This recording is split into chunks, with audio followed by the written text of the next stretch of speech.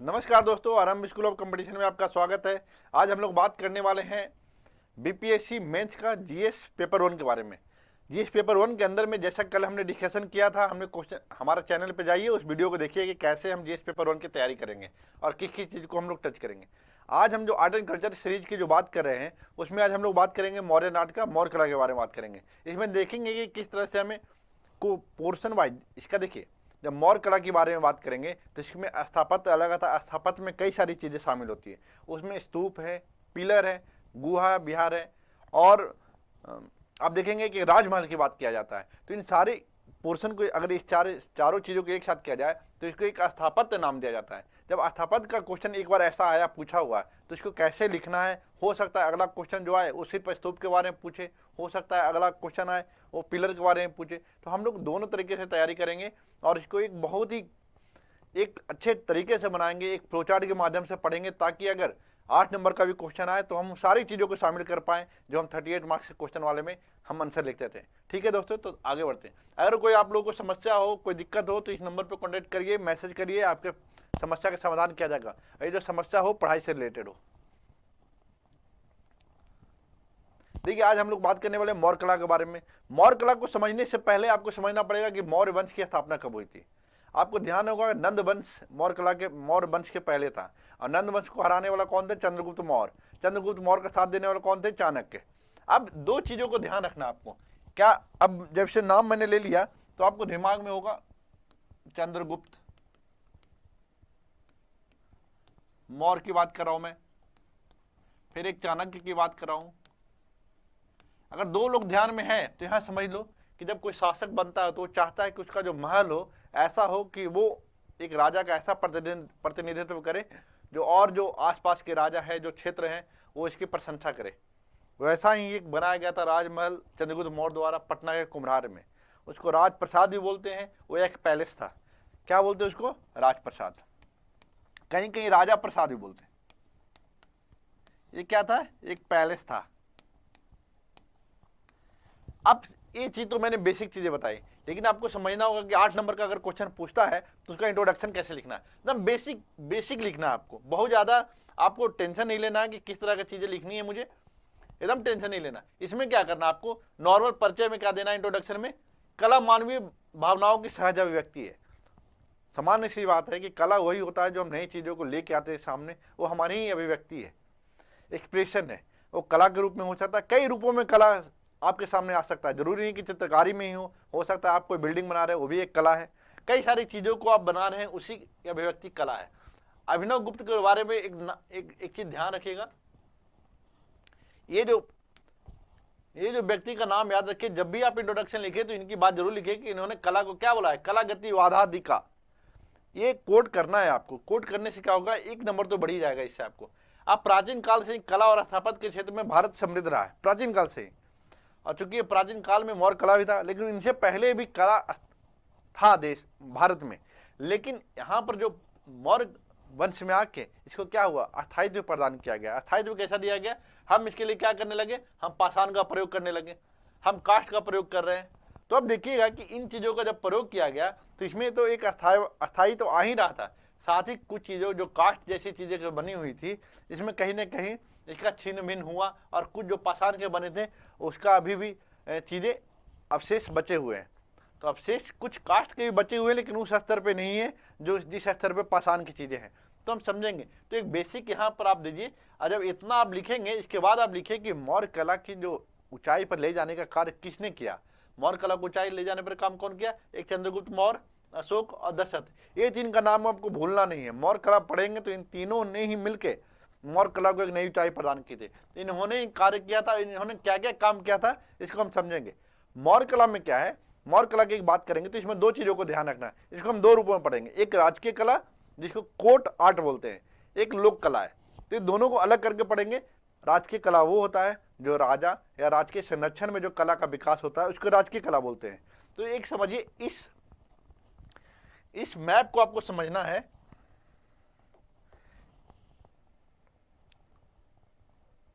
इसको आप देखिए, गौर से देखिए, आपके कॉपी में लिख जाना चाहिए। आप इसको लिखिए। अगर आपका 8 नंबर का क्वेश्चन आता है, ये मैप तुरंत बनाइए, तुरंत बिना सोचे। इंट्रोडक्शन दीजिए और ये मैप बताइए। आप इसका मतलब आपने एग्जामिनर को उनके हाथ में आप दे दिया कि मुझे इतनी सारी चीज़ें पता है और यही सारी चीज़ें कला में आती है, तो इतनी सारी आप चीज़ें लिख देंगे तो एक कॉमन उनके माइंड में, एग्जामिनर के माइंड में आएगा कि बच्चों को पता है लेकिन कम समय में लिखना है, इसलिए वो जो इंपॉर्टेंट चीज़ें हैं वही लिखेगा। तो यही करना भी है। जब 8 नंबर का क्वेश्चन का हम आंसर करेंगे तो सारी चीज़ों को शामिल नहीं करना है, कुछ चीज़ें ऐसा लगेगा जो बहुत ज़्यादा महत्वपूर्ण नहीं है हम उसको छोड़ेंगे और बाकी चीज़ों को वहाँ पर जो इंपॉर्टेंट है उसको लिखेंगे। छोड़ेंगे किसी को नहीं, लेकिन जो एलोबरेट करते हैं उसको कम करेंगे 8 नंबर के क्वेश्चन में। अब देखो राजा प्रसाद की बात कर रहा हूँ, ये हमने बताया था ये क्या है, ये पैलेस है। कहाँ है? कुम्हरार। कुम्हरार कहाँ है? पटना में। इतनी सारी चीज़ों को जान लो, ठीक है। अब इसके बारे में देखो विशेषताएं क्या, बेसिक हम आगे डिटेल में पढ़ेंगे, लेकिन पहले बेसिक पढ़ो। ये चंद्रगुप्त मौर्य द्वारा बनाया गया था। इसका फर्श और छत ये दोनों लकड़ी के बने हुए हैं, तो इसका मतलब ये नहीं कि वहां पर पाषाण का प्रयोग हुआ ही नहीं है, वो भी हुआ है, लेकिन इस जो स्पेशलिटी है, वो जो इसकी विशेषता है वो यही है कि इसका फर्श और छत लकड़ी के हैं।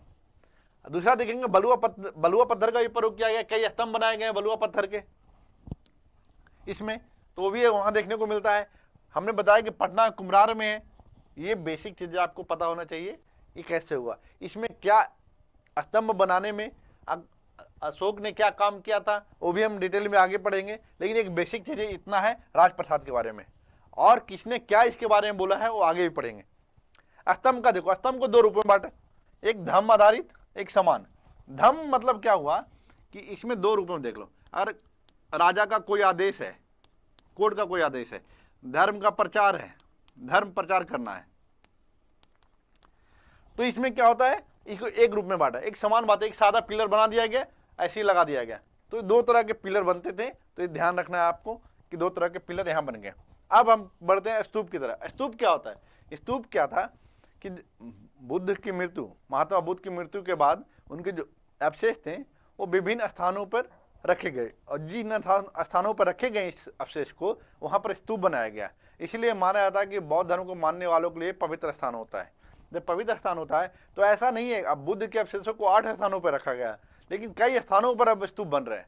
अब आप सुनेंगे कि 84,000 स्तूप अशोक बनाए थे दिव्यावदान के अनुसार, तो ऐसे स्तूपों, अब तो 84,000 अवशेष थे नहीं, लेकिन ऐसा माना जाता है कि स्तूप उस क्षेत्रों में भी बनाया जाता है जहाँ सपोज बुद्ध हैं, उनके द्वारा जो चीज़ें प्रयोग की गई है उस चीज़ों को आधार पर भी उस चीज़ों को पवित्र मानकर वहाँ पर स्तूप बनाया जाता है।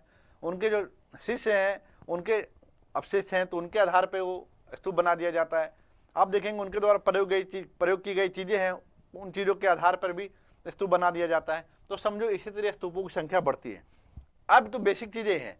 अब देखो सांची का स्तूप की बात करेंगे, अमरावती, भरूच, इसका संरचना कैसा, सब आगे पढ़ेंगे। एक बेसिक चीज़ यहाँ पर जान लो पहले। अब हम बात करें गुहा विहार की। विहार क्या होता है?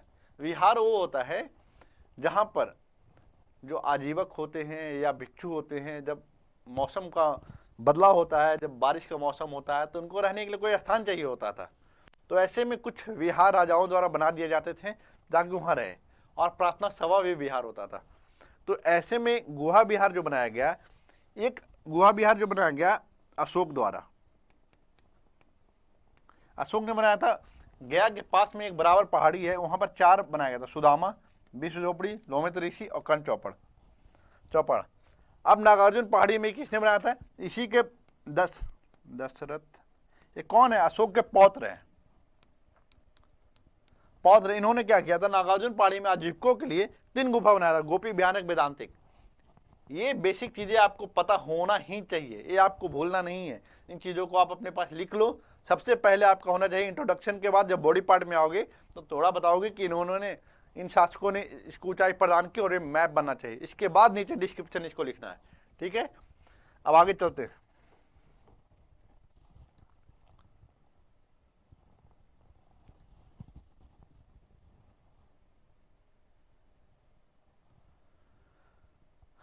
अब देखो राजप्रसाद की बात करते हैं। अब राजप्रसाद के बारे में मैंने बताया कि काष्ठ का बना हुआ है, काष्ठ लकड़ी का बना हुआ है, कुम्हरार के पास स्थित है। इसमें क्या आता है, सभा भवन है, अनेक स्तंभों वाला एक विशाल हॉल है। अब स्तंभ कितना है, उसमें लगभग 84 पाषाण स्तंभ है। और इसी के बारे में कहा जाता है कि इस स्तंभ को किसने बनवाया था, अशोक ने बनवाया था, अब बलुआ पत्थर का। अब देखो इसमें जो स्पेशलिटी क्या था, स्पेशलिटी इसमें क्या था कि जो पिलर होते थे इसमें जो पॉलिश होता था, पॉलिश होने के बाद ऐसा लगता था मानो ये पत्थर नहीं धातु है। यही इसका स्पेशलिटी अभी तक है। अभी भी देखेंगे मौर्यकालीन जो पिलर हैं उसमें अभी भी कई सारा जो संरक्षित है म्यूजियम में है, और जो संरक्षित क्षेत्र में रखे हुए हैं वहाँ इस पिलर को जब देखेंगे तो आपको समझ में आएगा कि हाँ ये बात सिर्फ कही नहीं गई है, वास्तव में ऐसा है। तो चमकदार पॉलिश कैसी थी। अब एक देखेंगे जो भवन था ना, भवन की लंबाई और चौड़ाई देखेंगे तो लगभग 140 फीट चौड़ा, लंबाई चौड़ाई की बात करेंगे तो 140 फीट क्या था इसकी लंबाई, और लंबाई चौड़ाई 140 फीट और चौड़ी खाई थी। कहने का मतलब क्या, 140 फीट इसकी लंबाई, 120 फीट चौड़ी थी। और पाटलिपुत्र नगर के बारे में कहा गया, जो पाटलिपुत्र नगर है ये चारों ओर क्या था, लकड़ी की दीवारों से घिरा हुआ था। पाटलिपुत्र सपोज ये स्थान है, इसका जो एरिया है ये पूरा लकड़ी की दीवारों से घिरा था, लकड़ी की दीवारों से घिरा था। और इसके जब देखेंगे जो ये एरिया है, एरिया हम पाटलिपुत्र से मान रहे हैं और ये दीवारों से घिरा हुआ लकड़ी की दीवारों से, तो यहां पर देखेंगे कि लगभग 60 फीट गहराई, जो गहराई है ना ये 60 फीट है, और 300 फीट चौड़ा खाई होता था। मतलब 300 फीट ऐसे एक खाई होता था। क्यों, क्योंकि बाहरी आक्रमण करे तो इस क्षेत्र में पहले आए, यहाँ पर उसको एक बाधा उत्पन्न हो और हम उस पर हमला कर पाए। अब जो लकड़ी की दीवारें घिरी होती थी, यहाँ पर क्या होता था, छिद्र होता था। छिद्र क्यों होता था, सपोज कोई हमला करता है तो हम उसे क्या करेंगे, वो छिद्र से हम तीर से उसको हमला करके अपने आप को बचा सकते थे। ठीक है, अब देखो काष्ठ प्रसाद के बारे में कौन क्या क्या, एरिया ने कहा ना ऐसा राजप्रसाद ना, शानो शौकत का मुकाबला, इस राजप्रसाद का शानो शौकत का मुकाबला ना सूसा कर सकता है ना ही एक बतना। ये नाम याद कर लो, ये 3 नो, कम से कम एग्जाम में ये 3 याद रखोगे, अगर कोई भूलोगे तो एक तो याद रहेगा। फायान ने कहा ये तो मानव द्वारा बनाया नहीं गया, ये देवों के द्वारा बनाया गया। मेगास्थनीज ने बोला गंगा और सोन की नदी के तट पर बना है पाटलिपुत्र नगर, ये लकड़ी की दीवारों से घिरा था जिसके बीच बीच में तीर चलाने के लिए स्थान थे। वही चीज जो मैंने बताया। जिस पिलर की बात कर रहा था मैं, वो पिलर जो एक कुम्हरार का पिलर,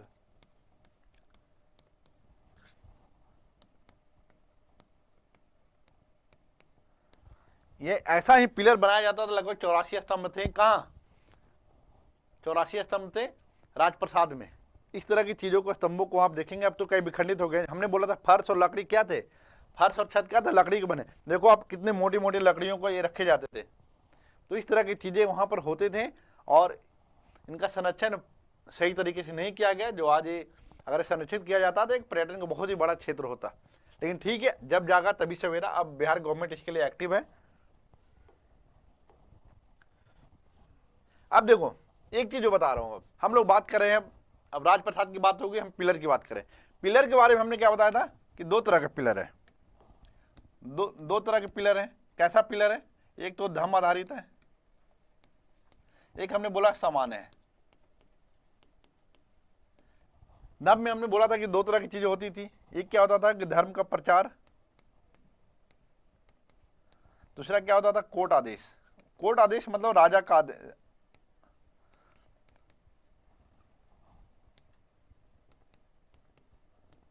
अब इस चीज को समझो। अब इसमें क्या होता था कि पिलर का प्रयोग तो प्रशासनिक कार्यों के लिए किया जा रहा है और धर्म के प्रचार के लिए किया जा रहा है, और दूसरी ओर ऐसा ही पिलर बनाया जा रहा है सामान्य चीजों के लिए। ठीक है, ये नॉर्मल सी चीज जो समझो। इसमें जो मैं समझाना चाह रहा हूं, जब क्वेश्चन स्तंभ पर लिखोगे तो इसमें जो क्या डिफरेंस आपको देखना है वो मैं बता रहा हूं आपको, समझियो। यहां देखो कि स्तंभ जो होते हैं, ये देखोगे, ये जो पोर्शन देख रहे हो, ये जो देख रहे हो यही है। ये कुछ नहीं है, ये उल्टा कमल है, इसी को बोलते हैं। ये इसको ना लोटस है। ये जो पोर्शन है ये दोनों में सेम है। अब कहने मैं यहां जो दिखाना चाह रहा हूं, ये देखो सेम चीज है लगभग। यहां भी कमल, यहां भी कमल, ये भी एरिया बना हुआ सर्कल टाइप का, ये भी एरिया बना हुआ सर्कल टाइप। इसके ऊपर की चीजें चेंज हो रही है। ऊपर की चीज जब चेंज हो रही है तो समझो मैं जो बताना चाह रहा हूं, मैं बताना चाह रहा हूं कि टॉप पे जो मूर्ति बनती है ना, वो अलग अलग क्षेत्रों में अलग अलग हो सकता है जीव जंतु का होगा। यहाँ पर देखोगे ये रामपुरवा जो बिहार का एक स्थान है, वहाँ पर बैल है इसके शीर्ष पे। सारनाथ जाओगे तो इसमें शेर बना हुआ है 4 तरह का। आप देखोगे अलग अलग क्षेत्रों में जाओगे तो वैशाली में देखोगे शेर वाला बनेगा, कई जगह बैल मिलेगा, कई जगह घोड़े मिलेंगे।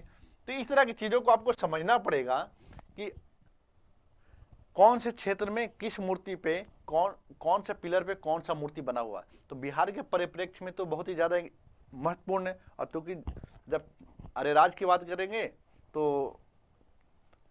और नंदनगढ़ की बात करेंगे तो यहाँ पर देखेंगे कि वहाँ पर पिलर है जो चंपारण में स्थित है। तो इस पिलर पे कौन कौन सा पशुओं का चित्र मतलब मूर्ति बनाया गया है, इसको समझना होगा आपको। मूर्ति कला की जब बात करेंगे तो हम लोग कला में भी जाएंगे, टेंशन नहीं है उस चीज़ का। तो आप समझ लो इस चीज़ों को, इसलिए मैंने यहाँ पर किया था। सारनाथ को भी आपको याद होगा, सांची भी याद होना चाहिए। ये बेसिक चीज़ों को समझ लो। अब मैंने बोला था कि एक धर्म से संबंध होता है, एक समान होता है। अब धर्म से संबंधित जो होता है, अब देखो दिल्ली मेरठ, दिल्ली टोपरा, इलाहाबाद का आपने पढ़ा होगा स्तंभ, सारनाथ, लुम्बिनी का रुमेनदेही, इस तरह के जो हैं जो पिलर वो हैं क्या, धर्म पर आधारित है। आपको पता होगा धर्म पर आधारित रुमेनदेही में क्या हुआ था, जब अशोक अपने शासनकाल के 20वें वर्ष गए थे तो वहाँ पर उन्होंने टैक्स को 1/6 कर दिया था। 1/6 और 1/10 ये कुछ ऐसा था, मुझे अच्छे से याद नहीं आ रहा, लेकिन ऐसा ही टैक्स में कमी किया गया था। तो ये ध्यान रखिएगा। एक सामान्य जो है रामपुरवा और बसाड़ का, ये बिहार में है। तो इस तरह के स्तंभ आपको देखने को मिलते हैं। मैं बिल्कुल कह रहा हूँ कि बिहार के जो भी स्तंभ हैं वो आपके एकदम इंस्टेंटली होना चाहिए जवान पे। जब भी कोई पूछे आपके दिमाग में होना चाहिए कहाँ का है। ठीक है, ये पिलर के बारे में बेसिक चीज़ है। अब इसकी डिटेल पढ़ते हैं।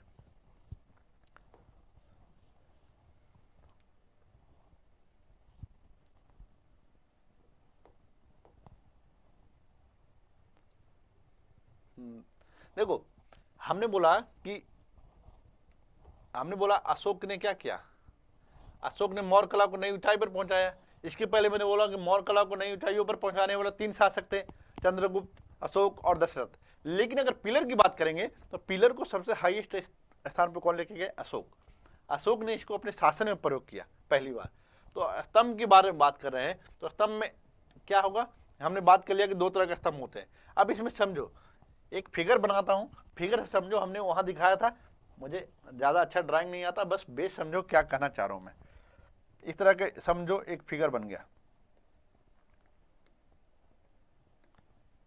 बेस अक्सर चौड़ा होता है पिलर का, और ये एक एरिया मान लो ऐसा, ठीक है।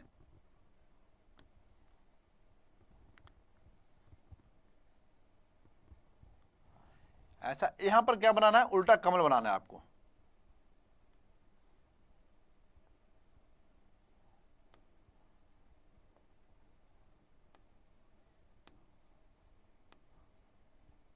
मतलब ऐसा लगे कि आप कमल बनाए हो, ये उल्टा कमल है, ठीक है। अब इसको देखोगे कि मैं भी जानूंगा। अब यहां पर क्या है, एक स्टैचू होगा, ये जो पोर्शन होगा ऊपर स्टैचू होगा। आप समझो ये क्या है, बेस है। ये क्या है, इसको दंड भी बोलते हैं। ये क्या है, उल्टा कमल इसको बोलते हैं, उल्टा लोटस, या ऐसे लिख लो, उल्टा कमल। ये जब बात करेंगे इसको एविकस भी बोलते हैं। यहां पर हमने बताया स्टैचू है, तो ये समझो इसको क्या है, इसको एक तरह से इंग्लिश में इसको सॉफ्ट बोलते हैं, एविकस को पीटिका बोलते हैं। स्टैचू तो हमने बात कर ही लिया। अब देखो इस चीज़ों को मैंने एक एक करके अलग से बताया है कि एकाश्म पथ। और एक चीज़ जो होता है, ये जो पिलर बन रहा था आपको देखेंगे कि ईरान में भी बन रहा था। तो कई बार आरोप लगाया जाता है कि ये जो पिलर का है संकल्पना, ये अशोक ने ईरान से चुराया है। चुराया इन द सेंस क्या, वहाँ से इस कला को उन्होंने वहाँ से सीखा है। लेकिन यहाँ एक जो अंतर मिलता है, जब आप ईरान का देखोगे तो ये जो एरिया दिख रहा है ना, ये वाला एरिया, वहाँ क्या होता है, पोर्शन बाई होता है ये। और ये यहाँ होता है, ये जो सॉफ्ट वाला एरिया है पूरा एक कास्ट पत्थर का बना होता है, एक पत्थर को एक काट कर बनाया जाता है। जबकि ईरान वाला ऐसा नहीं था। तो ऐसा कहना बिल्कुल सही नहीं होगा कि हमने ईरान से इस चीज़ को लिया था, ठीक है। अब समझो, पहले एक कास्ट पत्थर का बना हुआ है, सॉफ्ट के ऊपर उल्टा कमल। ये क्या है, पूरा दंड है जो सॉफ्ट है, ये उल्टा कमल है इसके ऊपर। अब जब देखोगे एबेकस के ऊपर का स्थान। अब क्या है, पीठिका क्या है, कैपिटल के ऊपर का स्थान।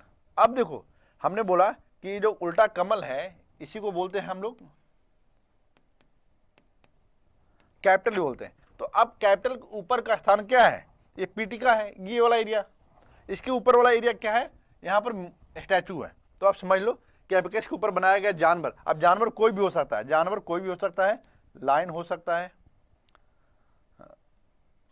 ऑक्स हो सकता है, हॉर्स हो सकता है, कई सारे कोई भी जानवर हो सकता है। तो इस चीज का ध्यान रखना कि ऊपर में स्टैचू अलग अलग हो सकता है, ठीक है। अब देखो इसका जो तरीका है, इसको बोलने का तरीका होता है क्या, एक मेखला है, उल्टा कमल है, कंठ, चौकी, पशु आकृति। इसको बेसिक कई नामों से जाना जाता है। तो देखो जब हमने बात करेंगे मेखला, ये हमारा मेखला हो गया। तना के ऊपर ये जो एरिया है इसको तना बोलते हैं, तना इसको मान लो, ठीक है, या दंड भी बोलते हैं। तो ये जो भी बोलना है आप बोलो इसको। इसके ऊपर का जो एरिया है उल्टा कमल है, तो इसके ऊपर का जो एरिया है इसको मेखला बोलो। रुक जाओ, ये मेखला, मेखला के ऊपर क्या है हमने बताया एबेकस पीठिका, पीठिका है, उस ऊपर स्टैचू है। ज्यादा कुछ नहीं है, इस चीज को आप ध्यान रखो, यही है। अब तना ये है, तना के ऊपर क्या है, ये मेखला है, मेखला के ऊपर क्या है, ये जो एरिया है मेखला, ये मेखला, मेखला के ऊपर क्या है उल्टा कमल, उल्टा कमल के ऊपर क्या है ये चौकी, इसको चौकी भी बोलते हैं। कुछ भी बोल सकते हो, पीठिका बोल सकते हो, एबेकस बोल सकते हो, चौकी बोल सकते हो। इसके ऊपर क्या क्या है आकृति, स्टैचू। अब ये चीजें अगर जान गए हो तो आगे देखो कि हमने स्तंभ की जब बात की तो इसमें एक फिगर क्या है, सिंपल। अब फिगर तो आप समझ गए होगे, ये फिगर क्या है, इसका स्तंभ सिंपल फिगर। आपने क्या किया, ऐसे बना लिया एक, ये क्या हो गया आपका, हमने बताया था कि इसको तना बोल लो, तना के एरिया में एक इसके ऐसा बना लो। फिर क्या कर लो, फिर एक यहाँ पर कमल बना लो, ऐसे एक कमल बन जाएंगे। तो इसको यहाँ पर क्या होगा, चौकी हमने इसको बोला, यहाँ पर क्या होगा जानवर होगा। जो भी होगा, मुझे फिगर नहीं बनाना था, बस ये समझ लो भाव, ये क्या कहना है मेरा। इस तरह से बनाना, बस ये पता लग जाए कि हाँ बच्चे को पता है। अब जो बात करनी संरचना क्या है, हमने बोला था ये कासिम पत्थर, संरचना भी बता दिया। ये स्तंभ जो है, अब देखो इसमें जो प्रयोग किया गया है बलुआ पत्थर क्या था, चुनार और मथुरा के बलुआ पत्थर का प्रयोग किया गया। इसकी लंबाई क्या होता है, 20 से 50 फीट के बीच में होता है। लगभग वजन जो होता है 50 टन के आसपास होता है, या उससे ज्यादा भी हो सकता है। स्तंभों का आकार लगभग अक्सर सामान्यतः गोलाकार होता है। और इसका पॉलिश मानो, पॉलिश कैसा मानो धातु हो ना कि पत्थर, लेकिन वास्तव में है पत्थर। ये बेसिक चीज आपको पता हो गया होगा। आगे चलते हैं, अब समझो इसमें स्तूप क्या है। स्तूप के बारे में मैंने शुरू में बताया था कि बुद्ध के अवशेषों का क्या है, बुद्ध और उनके शिष्यों के अवशेषों, बुद्ध द्वारा प्रयोग किए गए वस्तुओं, उनके शिष्यों द्वारा प्रयोग की गई वस्तुओं, उनकी चीजों को प्रयोग करके भी स्तूप बनाया जा सकता है। तो बेसिक चीजें यही यहाँ पर लिखा हुआ। मौर्य काल के पूर्व भी, मौर्य काल के पूर्व भी क्या होता, स्तूप बनाया जाता था। लेकिन इस समय क्या हुआ, इन्होंने व्यवस्थित संरचना बना, व्यवस्थित संरचना हुआ। फिर इसमें बनाने का काम किसने शुरू किया, अशोक ने। अब एक क्वेश्चन आपको ध्यान रखना है कि स्तूप जब भी बनाना शुरू हुआ है तो अशोक ने शुरू किया था। ऐसा ना हो कि आप चंद्रगुप्त मौर्य बोल दो। आगे जब चलोगे तो ये देखोगे बुद्ध और उनके शिष्यों के अवशेष है उसमें, इनको क्या होता है प्रतीकों के रूप में प्रयोग किया जाता है और पूजा वाले स्थान पर रखा जाता है। अब बताएं, हम जब फिगर देखेंगे तो उसमें समझ में आएगा कहां पर कौन सी चीजें रखी जाती है, उसमें क्या क्या चीजें होती है। साथ में देखोगे कि मौर्य कालीन जो, देखो दिव्य बदान के अनुसार,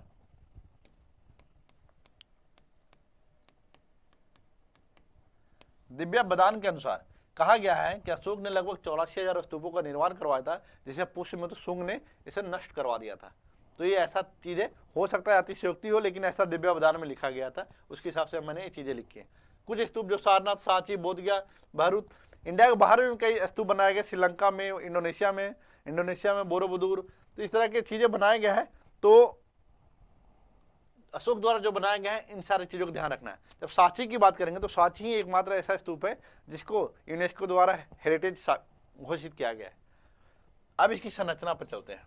संरचना को समझने के लिए सबसे पहले आपको क्या करना होगा कि पहले एक चीज देख लो, संरचना में क्या है। एक तोरण होता है, वेदिका, परिदक्षिणा, पथ होता है, मेधी होता है, अंड होता है, हर्मिका, यष्टि, छत्र। ये सारी चीजों की हम बात करेंगे। तोरण क्या होता है? एक द्वार होता है, प्रवेश द्वार होता है। जब वेदिका क्या होता है? स्तूप के चारों ओर निर्मित घेरा। अब देखो, ये जो घेरा लगाया हुआ है ना, ये सारा वेदिका है। स्तूप है, स्तूप के चारों ओर, हम दूसरे फिगर में भी देखेंगे, स्तूप के चारों ओर क्या है? एक घेरा लगाया हुआ, तो वही उसी को बोलते हैं। और ये घेरा जो होता था सांची का, जो जब सांची बनाया गया था, सांची का स्तूप, तो उसमें जो अशोक ने बनवाया था, तो ये घेरा लकड़ी का था। इसे आगे चल के पत्थर में बनवाने का काम करवाया था शुंग शासकों ने। ठीक है। अब प्रदक्षिणा पथ होता है। अब जिसको जब पूजा करने के बाद जिसके चारों ओर हम चक्कर लगाते हैं, वो प्रदक्षिणा पथ है। तो ये क्या होता है? पथ चबूतरा और वेदिका के मध्य स्तूपों के चारों ओर परिक्रमा पथ है, परिक्रमा पथ किया जाता है यहाँ पर। ठीक है। अब बताओ, मेदी क्या है? चबूतरा जिस पर अर्धचंद्रकार गुम्बद स्थित है। अब मेदी क्या है? सपोज देखो, हमने ये बनाया, ये जो बनाया है ना, यही मेदी है। इसी पे अर्धचंद्रकार क्या है? स्तूप है। तो ये इसी की बात कर रहा है कि मेदी जिस पर अर्धचंद्रकार गुम्बद स्थित है। अंड की बात करेंगे तो अंड तो है ही, ये मेदी पर स्थित अर्धचंद्रकार स्थित है, तो हमारा मेदी ए है और ये अंड ए है। जब हर्मिका की बात करेंगे तो यहाँ पर जब आओगे तो इसके ऊपर क्या होता है? एक हर्मिका होता है। हर्मिका में ही क्या होता है? अवशेष रखे जाते हैं, यही सबसे पवित्र स्थान होता है। ठीक है। जब यष्टि आओगे तो यहाँ देखोगे कि एक ऐसा बना हुआ होता है, ऐसे एक यष्टि बना होता है। और यष्टि में क्या होता है कि यहाँ पर समझो कि ऐसे बना होता है। इसको, ये क्या है? हमारा यष्टि है।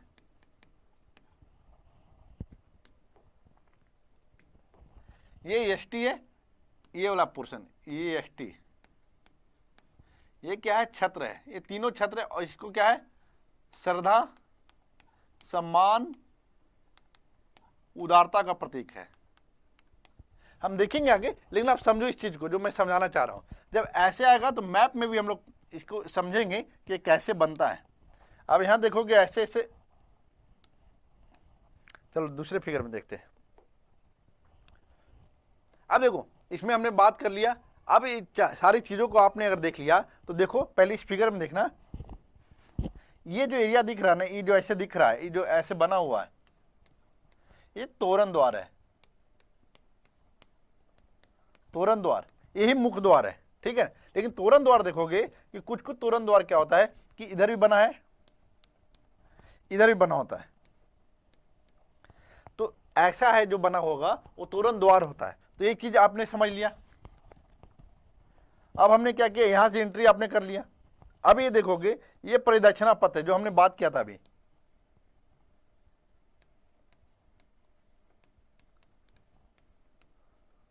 और जिसपे ये रखा होता है, ये अंड जो रखा होता है वो क्या है?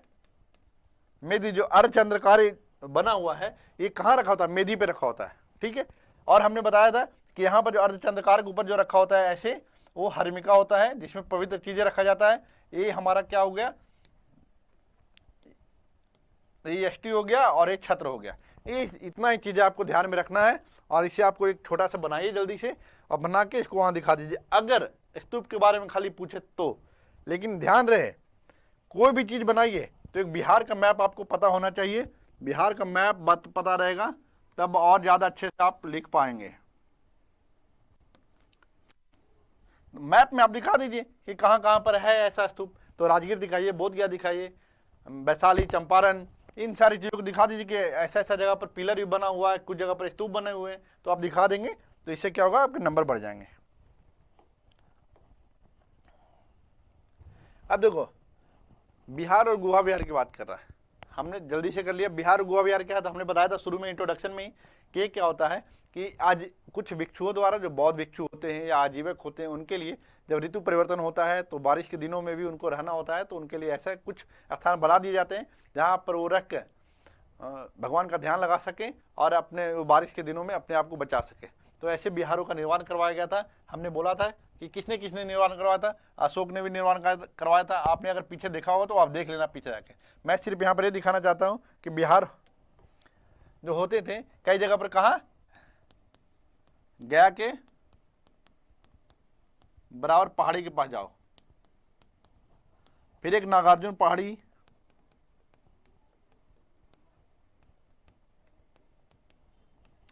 ये किसके द्वारा है, अशोक द्वारा।